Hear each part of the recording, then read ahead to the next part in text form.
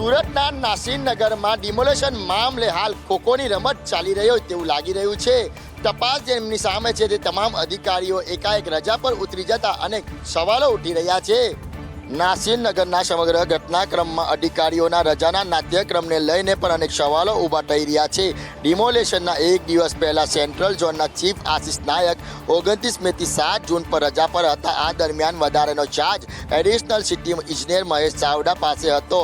ડિમોલેશનના આ જ સમયગાળામાં કરાયું હતું। વિવાદ વકરતા કાર્યપાલ ઇજનેર જયાંગ રામજીવાલા 8 થી 12 જૂન સુધી રજા પર ઉતરી ગયા હતા। બીજી તરફ 9 જૂને ડેપ્યુટી કમિશનર મીના ગજ્જરની અધ્યક્ષતામાં બનેલી તપાસ કમિટીમાં deputy commissioner Manish Doctor, additional city ઇજનેર મહેશ ચાવડા, કાર્યપાલ ઇજનેર કમલેશ વસાવા, કાર્યપાલ ઇજનેર આરડી ગાંજાવાલા તથા ડેપ્યુટી ઇજનેર મોહસિન કાગઝીનો સમાવેશ કરવામાં આવ્યો હતો। હવે મહેશ ચાવડા 17 થી 24 જૂન સુધી રજા પર ઉતરી ગયા છે, જેને લઈને અનેક સવાલો ઉઠી રહ્યા છે। ત્યારે આ સમગ્ર ઘટનામાં તપાસ કમિટી પણ હવે નાટક કરી રહી હોય તેવું લાગી રહ્યું છે। ત્યારે હવે જોવું રહ્યું આ સમગ્ર મામલે તપાસ કમિટી ક્યારે રિપોર્ટ સોંપે છે। તંત્રની પોલ ખોલતી એક ચોંકાવનારી ઘટના સામે આવી છે, જેમાં સુરત શહેરના ન્યૂ ડુંડલી રોડ ઉપર 7 દિવસ પહેલાં જ બનાવવામાં આવેલો નવો રોડ જે આજે વહેલી સવારે રેતીની જેમ બેસી ગયો। આજે વહેલી સવારે આ માર્ગ પરથી પસાર થયેલી માટી ભરેલું એક ડમ્પર અચાનક જમીનમાં ગરકાવ થઈ ગયું હતું। રોડ ઉપર 500 મીટર સુધી તિરાડો પડી ગઈ છે અને રસ્તાની વચ્ચે 3 ફૂટ ઊંડો ખાડો પડી ગયો છે। સ્થાનિકોનો આરોપ છે કે રોડના નિર્માણ કરવામાં આવેલા ભ્રષ્ટાચારના કારણે બેઝ મટીરિયલ નબળું વપરાયું છે। પરિણામે જમીન અંદરથી પોચી થઈ ગઈ છે। સદનસીબે વહેલી સવારથી હોવાથી મોટી દુર્ઘટના ટળી હતી, પરંતુ આ ઘટનાને લઈ તંત્રની કામગીરી પર ગંભીર સવાલો ઊભા કર્યા છે। જ્યારે ક્રેન અને જેસીબીની મદદથી ડમ્પરને બહાર કાઢવામાં આવ્યા હતા, ત્યારે સવાલ એમ થાય છે કે પ્રજાના પૈસાનો વેડફાવ કરનાર કોન્ટ્રાક્ટર અને અધિકારીઓ સામે તંત્ર પગલાં લે છે કે તે પણ જોવાનું રહેશે। હવે હાલ માનવામાં આવી રહ્યું છે બાલાજી વેફર ફેક્ટરીના ગંદા પાણીને લઈને સંદેશ ન્યૂઝના અહેવાલની ધારદાર અસર સામે આવી છે। રાજકોટની ભાગોળે આવેલી ન્યારી નદીની અંદર બાલાજી વેફર ફેક્ટરી દ્વારા ગંદુ પાણી છોડવામાં આવતું હતું। આ અંગે સંદેશ ન્યૂઝ દ્વારા ધારદાર અહેવાલ પ્રસારિત કર્યો હતો। સંદેશ ન્યૂઝના અહેવાલને પગલે જીપીસીબી દ્વારા કાર્યવાહી કરવાની ફરજ પડી હતી। ટીમ મોકલીને તપાસ કરવામાં આવી હતી, પરંતુ આ તપાસ પણ નાટક અને માત્ર બાલાજી વેફરને બચાવવા માટેના હવાતિયા હોવાનું સામે આવ્યું છે। હવે એ વિગતો સામે આવી છે કે બાલાજી વેફર ફેક્ટરી દ્વારા પોતાના જે ગંદા પાણીના પાઇપો હતા તેને હાલ પૂરતા બંધ કરી દેવામાં આવ્યા છે। ઉલ્લેખનીય છે કે આસપાસના 12 ગામના લોકો પ્રદૂષિત પાણીથી પ્રભાવિત થયા હતા। એટલું જ નહીં, આસપાસની ખેતીની જમીન છે તેને પણ અસર થઈ હતી અને પીવાના પાણીના સ્ત્રોત પણ હાલ પૂરતા ગંદા પાણીના કારણે પ્રભાવિત થયા હતા। હવે જોવાનું એ રહેશે કે જીપીસીબી બાલાજી વેફરની સામે ક્યારે પગલાં ભરે છે। દંડ અને કાર્યવાહીથી બચવા માટે બાલાજી વેફરના સંચાલકોએ નદીની અંદર ગંદુ પાણી છોડવાનું હાલ પૂરતું તો બંધ કર્યું છે, પરંતુ સવાલ એ છે કે તંત્ર ક્યારે કાર્યવાહી કરશે। રાજ્યમાં ચોમાસાની રાહ જોઈ રહેલા લોકો માટે નિરાશાજનક સમાચાર સામે આવ્યા છે। જૂન માસમાં ચોમાસું બેસવાની શક્યતા ખૂબ ઓછી છે। ગરમીમાં ઉકળી રહેલા ગુજરાતીઓને ચોમાસા માટે રાહ જોવી પડશે। સામાન્ય રીતે જૂન માસમાં ચોમાસું બેસતું હોય છે, પરંતુ ચોમાસાની એન્ટ્રી જુલાઈ મહિનામાં થાય તેવી સંભાવના હાલ જોવાઈ રહી છે। અલ નીનોની અસરના કારણે પ્રી મોન્સૂન એક્ટિવિટી નબળી પડી ગઈ છે, જેના કારણે વરસાદી સિસ્ટમો પૂરતી સક્રિય બની શકી નથી। જોકે સમગ્ર ચોમાસા દરમિયાન રાજ્યમાં સામાન્ય વરસાદ થવાનો અંદાજ વ્યક્ત કરવામાં આવ્યો છે। ગુજરાતમાં સરેરાશ 90% જેટલો વરસાદ નોંધાઈ શકે છે।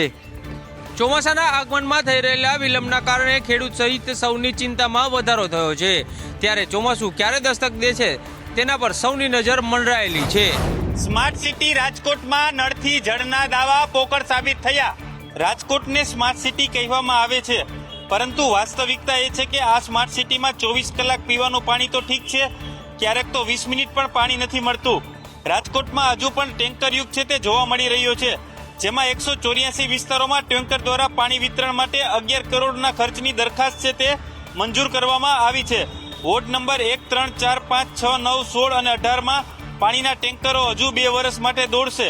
કાલાવડ રોડ અને નવી વસાહતોમાં હજી નથી પહોંચી પાણીની લાઈનો। વિકાસના દાવા વચ્ચે ટેન્કર યુગથી મનપાની કામગીરી પર સવાલો ઉઠ્યા। જૂનાગઢના ચારાપીઠ વિસ્તારમાં હાલ ગેરકાયદેસર ઘાસચારાના વેચાણ અને દબાણોને મુદ્દે વહીવટીતંત્ર અને સ્થાનિક વેપારીઓ સામસામે આવી ગયા। સમગ્ર શહેરમાં ઘાસચારો વેચવા માટે સદંતર પ્રતિબંધ હોવા છતાં અહીં ગેરકાયદેસર પ્રવૃત્તિઓ ધમધમી રહી છે। સ્થાનિક રહીશોએ ઓનલાઈન ફરિયાદો નોંધી આક્ષેપ કર્યો છે કે તંત્ર દ્વારા સીલ મારેલી દુકાનોના તાળા તોડીને પણ કાળો કારોબાર ચલાવવામાં આવી રહ્યો છે, તેમજ જાહેર પાર્કિંગ ઝોનમાં મોટા પાયે ગેરકાયદેસર દબાણો ખડકી દેવાયા છે. બીજી તરફ સ્થાનિક વેપારીઓએ વહીવટીતંત્ર સામે ગંભીર આક્ષેપો કરતા જણાવ્યું છે કે તેઓને માનસિક ત્રાસ આપવામાં આવી રહ્યો છે અને હપ્તાખોરી પણ ચાલી રહી છે. આ ગજગ્રાહ વચ્ચે વહીવટીતંત્રએ કડક વલણ અપનાવીને 10 લોકો સામે કાયદેસરના ગુના નોંધ્યા છે અને 3 શખ્સોને તડીપાર કરવાની કાર્યવાહી હાથ ધરી છે. છતાં વિસ્તારની શાંતિ અને કાયદો વ્યવસ્થા જાળવવા માટે સ્થાનિક જનતા દ્વારા આ આતપારની લડાઈને વધુ કડક કાર્યવાહી કરવાની માંગણી કરી રહી છે.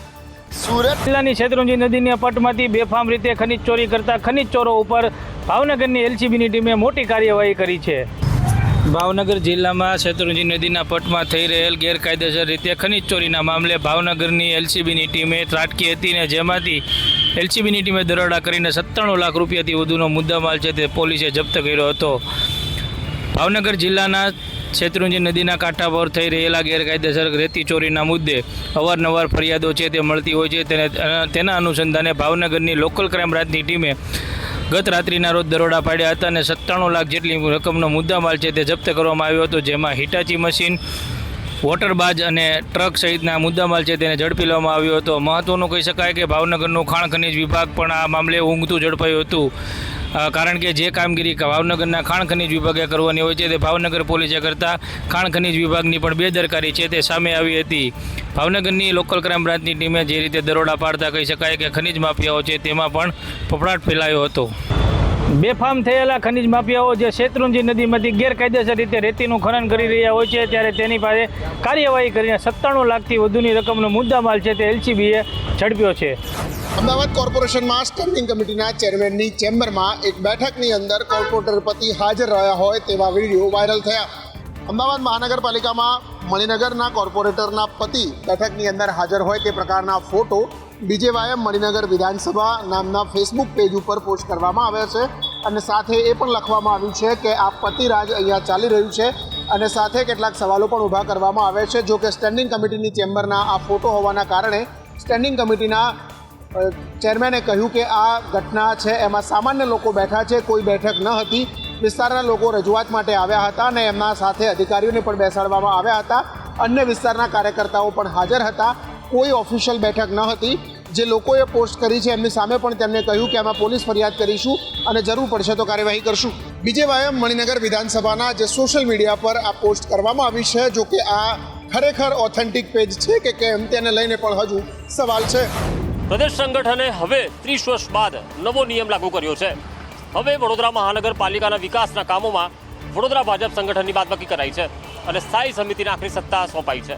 વડોદરા મ્યુનિસિપલ કોર્પોરેશનના વિકાસ કાર્યો અને મહત્વના વહીવટી નિર્ણયોમાં હવે ભાજપ સંગઠનની સીધી ભૂમિકા લગભગ સમાપ્ત થઈ ગઈ હોવાનું સામે આવ્યું છે. પ્રદેશ ભાજપના નિર્દેશ બાદ કોર્પોરેશનની સ્થાયી સમિતિની બેઠક પહેલા ભાજપ કાર્યાલય ખાતે યોજાતી હતી. સંકલન બેઠકની વર્ષો જૂની પરંપરા બંધ કરવામાં આવી છે. હવે વિકાસના કામો અને એજન્ડા સંબંધિત અંતિમ નિર્ણય લેવાની સર્વોચ્ચ સત્તા સ્થાયી સમિતિને સોંપવામાં આવી હોવાનું જાણવા મળ્યું છે. ભાજપ સત્તામાં આવ્યા બાદથી કોર્પોરેશનની સ્થાયી સમિતિની બેઠક પહેલા પક્ષ કાર્યાલય ખાતે સંકલન બેઠક યોજાતી હતી. આ બેઠકમાં શહેર ભાજપ પ્રમુખ, મહામંત્રી તેમજ વિવિધ હોદ્દેદારો કોર્પોરેશનના એજન્ડા અંગે પોતાના મંતવ્યો અને સૂચનો રજૂ કરતા હતા. ત્યારબાદ મહત્વના મુદ્દાઓ અંગે રાજકીય સ્તરે ચર્ચા વિચારણા થતી હતી. પરંતુ હવે પ્રદેશ ભાજપના આદેશ બાદ આ પ્રથાનો અંત લાવવામાં આવ્યો છે. સૂત્રો મુજબ કોર્પોરેશનના એજન્ડા અને મહત્વના ઠરાવો સીધા પ્રદેશ નેતૃત્વ સુધી પહોંચાડવામાં આવશે અને સ્થાનિક સંગઠનની દખલગીરી મર્યાદિત રહેશે. આ નવા નિયમ પાછળ સંગઠન અને ચૂંટાયેલા નેતાઓ વચ્ચેના આંતરિક મતભેદ અને જૂથવાદ કારણભૂત હોવાનું જાણવા મળ્યું છે.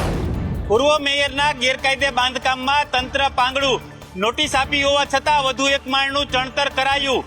ગેરકાયદે બાંધકામમાં નબળા અને સામાન્ય લોકોને મનપા નોટિસ આપે છે અને ડિમોલેશન કરે છે, પરંતુ નેતાઓ પાસે તંત્ર પાંગડું બની જાય છે.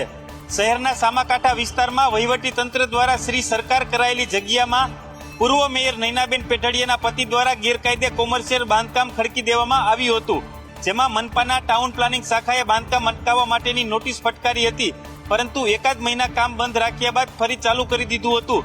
સંદેશ ન્યૂઝના રિયાલિટી ચેકમાં ચણતર કામ ચાલુ હતું અને મજૂરો સંદેશ ન્યૂઝનો કેમેરો જોઈને ભાગ્યા હતા. ત્યારે બીજા માળનું ચણતર પણ પૂર્ણ કરી દેવાયું છે. ત્યારે સવાલ એ ઉઠી રહ્યો છે કે સામાન્ય લોકો પાસે જેસીબી લઈને પહોંચતી મનપા શું પૂર્વ મેયર હોવાને લીધે ટૂંકી પડી રહી છે? ગેરકાયદે બાંધકામમાં મનપાની બેવડી નીતિથી લોકોમાં નારાજગી જોવા મળી. રાજ્યમાં વિવિધ પ્રશ્ને ખેડૂતોની નારાજગી સામે રાજકોટના ગોંડલની અંદર ભાજપ પ્રેરિત ખેડૂત સંમેલન યોજાયું હતું. રાજ્યભરમાં ખેડૂતો વિવિધ મુદ્દાઓને લઈને પોતાનો રોષ અને આક્રોશ વ્યક્ત કરી રહ્યા છે, તો બીજી તરફ રાજકોટના ગોંડલમાં ભાજપ પ્રેરિત ખેડૂતોનું સંમેલન યોજાયું હતું. ગોંડલના અક્ષર મંદિર ખાતે યોજાયેલા આ સંમેલનની અંદર ખેડૂતોની આવક બમણી કરવા અને પ્રાકૃતિક ખેતીને લઈને દાવાઓ કરવામાં આવ્યા હતા.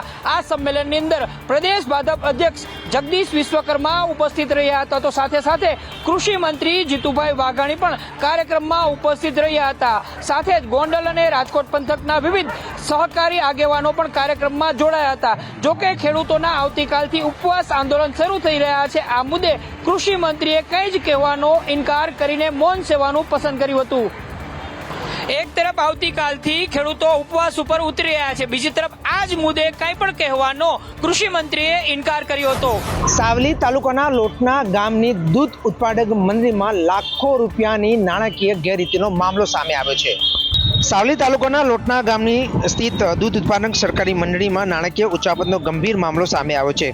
પ્રાપ્ત વિગતો મુજબ મંડળની નાણાંની જવાબદારી સંભાળતા લાલસિંહ અર્જુનસિંહ પરમાર સામે નાણાંની હેરાફેરી અને ગેરવહીવટીના આક્ષેપો કરવામાં આવ્યા છે. આક્ષેપ છે કે મંડળીના ખાતામાં જમા થનારી રકમ બેંકમાં ભરવાના બદલે તેઓ અંગત ઉપયોગમાં લેવામાં આવી હતી. દૂધ મંડળીના વાર્ષિક ઓડિટ દરમિયાન હિસાબોમાં ગેરરીતિનો સામે આવી છે, ત્યારે આ સમગ્ર બાબતને લઈને હવે મામલો પોલીસ સ્ટેશન પહોંચ્યો છે.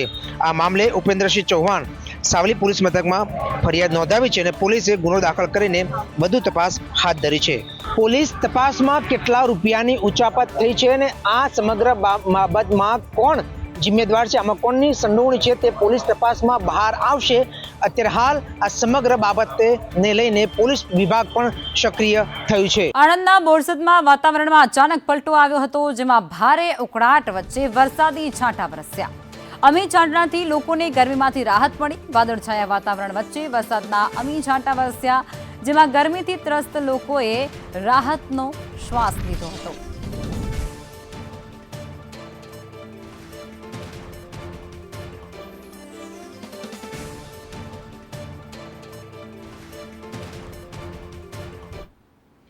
આ સાથે ભરૂચના જંબુસર તાલુકાના વાતાવરણમાં પણ અચાનક પલટો આવ્યો, જેમાં ગ્રામ્ય વિસ્તારમાં વરસાદી છાંટા વરસ્યા હતા, જેમાં પાચકડા અને કોરા સહિતના જે ગામડાના વિસ્તારો છે ત્યાં ઝરમર વરસાદ વરસવાની શરૂઆત થઈ હતી. આગામી 48 કલાકમાં વરસાદી માહોલ એ જામશે તેવી હવામાન વિભાગે આગાહી પણ કરી છે. ભરૂચ, વલસાડ, સુરત, ડાંગ, નવસારી સહિતના દક્ષિણ ગુજરાતના જે વિસ્તારો છે, જે જિલ્લાઓ છે, ત્યાં પણ વરસાદ રહી શકે છે.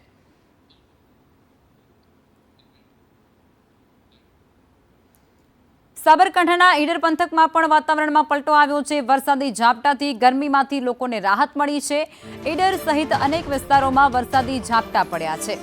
ધીમી ધારે ત્યાં વરસાદ વરસવાની શરૂઆત થઈ હતી. વાતાવરણ આખું ઠંડુ બની ગયું હતું. ખેડૂતોએ ખેતીની તૈયારીઓ પણ હવે તેજ કરી દીધી છે. વરસાદથી લોકોમાં ખુશી જોવા મળી છે.